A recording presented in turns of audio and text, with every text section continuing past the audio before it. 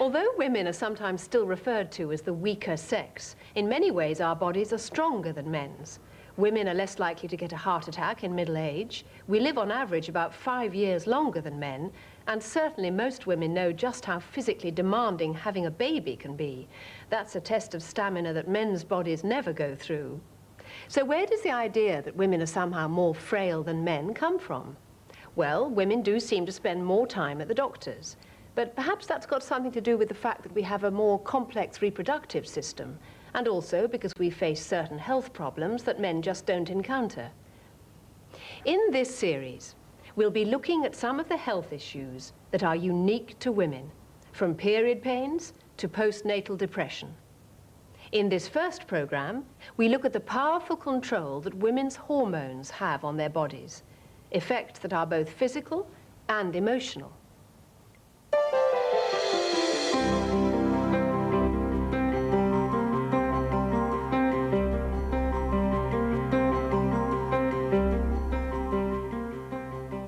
Well, I don't mind being a guinea pig if it helps someone.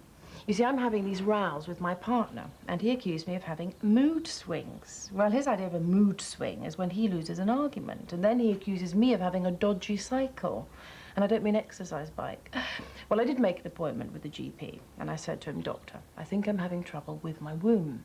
And he said, "Are you redecorating already?" And I said, "No, doctor." I said, "Womb, not room. I think it might have something to do with PMT." And he said, "Have you been reading any books on the subject?" I said, "One." And he said, "That's one too many. It's all in the mind."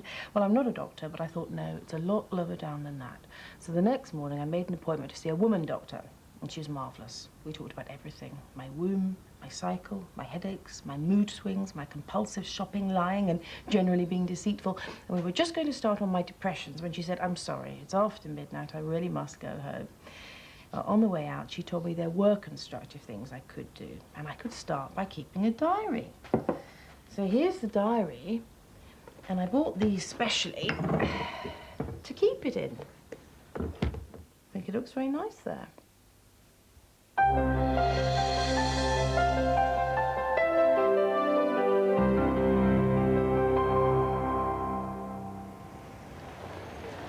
Perhaps the most common problem associated with a woman's monthly period is PMT, premenstrual tension, or PMS, premenstrual syndrome as it's also known.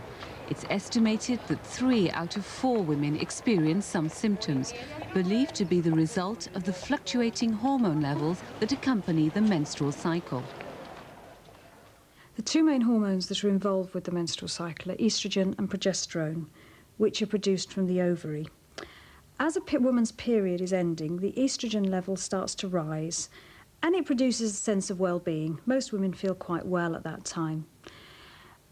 Towards ovulation, which occurs about 2 weeks after the beginning of a period, the estrogen level peaks, and some women notice a clear, watery vaginal discharge at this time, and that means that ovulation is about to occur. At the time of ovulation itself, a woman may experience a sharp lower tummy pain, and that means the egg's been released. Following this, the progesterone level starts to rise, and it's this rise in progesterone that's probably the cause of the symptoms women experience, known as the premenstrual syndrome. That is bloating, weight gain, sometimes headaches, dizziness, and some women feel very depressed or tense or irritable at this time as well. Although many women experience PMS, there's a whole spectrum of symptoms associated with the condition, ranging from the very mild to the other extreme. In many ways, Nicola Owen was a model child. She was bright, happy, and by the age of 14 was already looking forward to a career in dancing. But then things began to change. At 14, I started my periods and suddenly began to suffer very severe depressions for no reason at all. And the depressions got worse. I began to overeat quite badly. And my weight went up from 8 stone to almost, at one stage, I was actually 14 stone. I made several attempts on my life. I actually had 47 stomach pumps. I took weed killer, I shaved off my hair, I slashed my face. everything I did, it was to mutilate myself. I just felt totally out of control. I actually felt there were two Nicolas. There was one good and there was one evil, and I felt I was becoming evil. In December 1978, Nicola was facing life imprisonment in Broadmoor for a catalogue of bizarre acts, including arson. She walked free from the Old Bailey, however, her crimes mitigated by the fact she suffered extreme premenstrual tension. The court's verdict on Nicola set the precedent for many subsequent cases, including murder, which have viewed PMS as a major contributory factor. Dr. Katerina Dalton has been asked to give evidence in many of these trials. First of all, one must realise that the violent crimes due to PMS are very few and far between. I think hormones are very important, and the more we study them, the more we appreciate how they do change a person's personality. I think the most important thing you've got to see is the steroids, the testosterone, male aggressive ones, when the women athletes and women sportswomen use them, we change their entire personality with them. One of the characteristics of PMS crimes is that they're always alone. They don't do it together. I mean, it's always an unexpected thing, and with really very little motive at all. They don't mind being detected because they don't realise they've done anything wrong. I found it very difficult to believe that my periods or my hormones created this monster of a person. I couldn't accept it for a long, long time. I was perhaps very sceptical of the fact that I was actually suffering from severe PMS. However, you know, with treatment, I had to admit that I was totally well. And when I didn't take the medication or didn't take the progesterone, I felt very, very irrational again. And now I have come to terms that it is definitely a medical condition that manifests itself in a psychological way. Extreme PMS sufferers like Nicola are obviously few and far between, and yet the majority of women will report some symptoms of moodiness, irritability and a bloated feeling before their period starts. Many of these seek some form of remedy. Over-the-counter treatments like evening primrose oil, vitamin B and royal jelly do help some women, but they're expensive and their effect is variable. Others will try hormone therapies, either from their GP or from a specialist clinic like this one in Dulwich. I'd like to start by asking you when you were first aware that you had problems and exactly what those problems were. It was when I was younger, about 5 years ago, and the symptoms were temper tantrums, shouting and screaming just over silly little things. One of the problems is that there are no reliable medical tests for PMS. A doctor's diagnosis will depend largely on a patient's own account of their symptoms. Even in specialist clinics like this, doctors still don't know what exactly causes PMS. It was when she went to secondary I really school. don't know what causes PMS, but it's something to do with ovulation. Not periods, but ovulation. After ovulation, there's a release of progesterone, which is a probable cause. Progesterone or one of its cousins, one of its metabolites. But well, the big question, of course, is why some women respond to these normal changes with these bizarre symptoms and why some do not, and nobody knows the answer. I mean, it's easy to say that women who are vulnerable have some sort of central change with their neurotransmitters in the brain, or they have a personality problem, or they're less stoical. I mean, who knows the answer? But certainly there is no difference in progesterone levels in PMS patients and non-PMS patients. It's quite normal. If hormones are the root cause of PMS, it's surprising that it only appears to affect modern-day Western women. What's more, recent research questions the correlation between a woman's own account of her symptoms and objective tests. John Richardson is Professor of Psychology at Brunel University. His research into students with PMS has found that although women themselves often feel they're not performing as well at certain times of the month, in fact, there's no real evidence of fluctuations in memory, concentration, or academic performance at any stage during the menstrual cycle. I think the first point to bear in mind is that PMS is very much a product of modern society. It's only been acknowledged by physicians and in the general culture since the 1930s. The second point is that PMS, the prevalence of PMS varies quite widely from one culture to another and varies between different groups within the same culture, depending upon religious factors, for example. I think it's quite clear that how PMS arises depends as much upon an individual woman's way of making sense of her symptoms, and upon the way in which she's taught to make sense of those symptoms as an adolescent, and the way in which other people around her help her to make sense of those symptoms as upon purely hormonal factors. I think premenstrual syndrome clearly exists. There is clearly a cyclical thing going on that affects the way women feel and behave. A lot of doctors want to rubbish that. They want to say, neurotic women, it only happens in Europe and sort of in the West where women have too much time to think about themselves. That's a load of rubbish. First of all, we know that in many other societies, women don't show so many signs of premenstrual syndrome because they don't menstruate as much because they have more children. They're pregnant more of the time. But secondly, because we expect of ourselves to carry on as normal during menstruation and before it, because we don't allow ourselves to feel differently at different parts of the month, we react to it worse than we would if we were, in a sense, more natural about it. I think it's a real problem, and I think that the medical profession has handled it really very poorly. We know, for instance, that sometimes hormonal treatment will give considerable alleviation.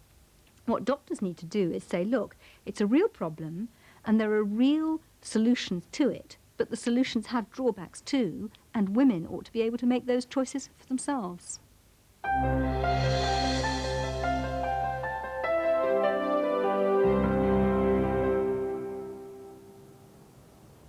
If some of the problems associated with our hormones and the menstrual cycle are difficult to measure precisely, others are much more physically apparent.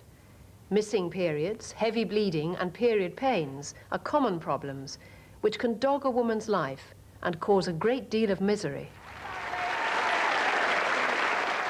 When TV presenter Sarah Kennedy was recording this program in 1988, she was suffering badly with period problems. Although she didn't know it at the time, they were linked to a condition called endometriosis. It affects thousands of women in this country and is one of a number of specific conditions that can cause problem periods, and in particular, heavy bleeding. I mean, you don't wake up one morning and think, oh, this period's being a real pain. I mean, I'm not like my sister who used to faint when she had the curse. I was just sort of, it got more and more, and I just thought it's just because I'm getting old. And then gradually, over sort of 3 years, the periods started running into each other. And I was spending a fortune on Lillettes and things like that. But on a more serious note, I really was in considerable pain. And looking back on it, and it's only my own fault, I totally take this, I've lost 4 years of my life to gynae problems. And I was a silly old twerp not to have done something about it a damn sight earlier. And how did you cope with those symptoms? Like every woman who is watching this programme, and probably every man, we plough on, don't we? It wasn't as if I'd had a leg amputated where people would say, I'm so sorry. I just was in pain and draggy the whole time. I'm hormonally weak or, wobbly. I just say, go straight away. The moment things get heavy, much too heavy, the moment it changes, go and see a doctor. And if you're not getting satisfaction from one doctor, go and see another one. Because there are an awful lot of GPs that, I'm sorry GPs, but there are an awful lot of GPs who are very busy and they say, oh, take a couple of paracetamol. I was walking paracetamol. I had so many tablets. One of the problems about periods is it's very difficult to measure just how much a woman actually is bleeding. And a heavy period to one woman may be a light period to another woman. However, if a woman's passing clots, or is having to wear a large tampon and a sanitary towel at the same time, that's pretty heavy bleeding. There are medical conditions that can cause heavy periods, such as endometriosis, pelvic infection, fibroids or polyps. But in the vast majority of cases, unfortunately, we just don't know what the cause is. There are medical treatments available, such as the oral contraceptive pill, the progesterone-only pill, or taking progesterone tablets just before the period's occurring, and that can also help with some of the symptoms of premenstrual syndrome too. However, an awful lot of women are going to need surgery. The simplest form of surgery is a D&C, which is a simple scrape of the womb. But unfortunately, in a lot of cases, a woman's going to end up having a hysterectomy in the end.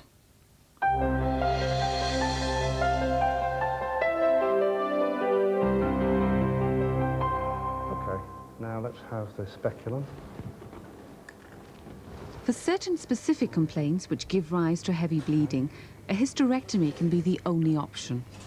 But many women whose heavy bleeding can only be put down to a hormonal imbalance also end up having a hysterectomy. This has been the subject of much debate in recent years, with some people believing that hysterectomies are carried out far too frequently. It's true to say that in the 19th century particularly, hysterectomy was seen as the cure for all women's ills. You know, hysterical women, whip it out, have a hysterectomy. And that attitude has pervaded a bit, it still continues. To add to that, it's a very easy operation to do, technically speaking, on the whole. And so it's easy for the surgeons, who are largely male, to say, well, look, you know, if you've got a problem in that kind of area, what we'll do is we'll do a hysterectomy. And, you know, it's no problem. What they don't take on board is that it's really quite a difficult operation to get over very often, and the convalescence period is long, and it often has quite a strong emotional effect. At the same time, I think part of the critique is wrong, because I think for some women it can be a real lifesaver, and I think that there are women who benefit from it enormously. We're going to make a decision about what we do next week when we see you and your husband together. We're just waiting for the results of the test to come through. Okay? Women don't normally arrive in my consulting rooms saying, I want a hysterectomy. What tends to happen is that the general practitioners have already seen the patients and investigated them and treated them. And then they write us a letter saying that this patient has failed to respond to simple medical treatment. Now perhaps the time has come for surgical treatment. So long as you have explained to the patient the implications in terms of no more children, then a lot depends upon the symptoms the patients are having. And if women are losing time off work, or if women are not able to continue their normal activities because of the heavy bleeding, if women suffer social embarrassment because they stain their clothes during social activities, then possibly those women might be suitable to have a hysterectomy. For Lorna Boyd, who recently had a hysterectomy, like many women, the operation itself was not the only thing that she was concerned about. In the lead up to it, she thought about many issues, including her femininity. I realised that femaleness has less to do with having a womb, worrying about facial hair and things afterwards, which are some of the old wives' tales I'd heard. Oh, if you have a hysterectomy, you lose all your hormones and you'll grow hair in your face and you'll get old looking. I suspected in my heart that none of that was true, that that was nonsense. But it did make me examine what I am as a person, what sex I am as a person, in a real sense. And I knew then that this was not actually the major issue. The major issue was to do with my health, with my later life, and how well I would live that. There is no obvious effect of not having a womb, apart from the fact that you don't have to go and buy Tampax every month. Life is exactly the same. You don't get fatter, you don't get thinner, unless you diet. You don't feel a great hole in the center of your abdomen. There wasn't anything. I didn't have any after effects, and I wonder how much those after effects might well be, in some cases, the result of people listening to old wives' tales, or being ill-informed and not understanding what they're doing or what's being done to them. Fortunately, not